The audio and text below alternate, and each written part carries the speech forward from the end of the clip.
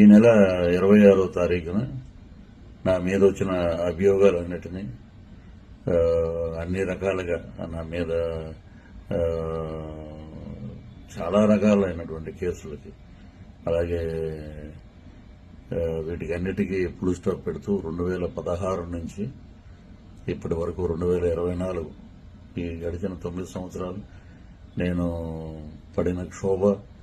నేను పడిన మానసికమైనటువంటి లేదా ఎన్నో నిద్రలేని రాత్రులు గడుపుతూ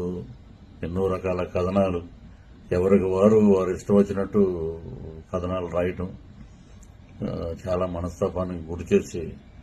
ఇంకా నిజంగా నేను బతుకున్నానంటే అది న్యాయం మీద నమ్మకమే. ఏమండి ఎవరికైనా మీకేమన్నా మేమేమన్నా ద్రోహం చేసామా, మీకేమన్నా మీ జోలికి వచ్చామా, లేక మిమ్మల్ని ఏమన్నా ఎప్పుడైనా ఒక పల్లెత్తు మాట మాట్లాడామా?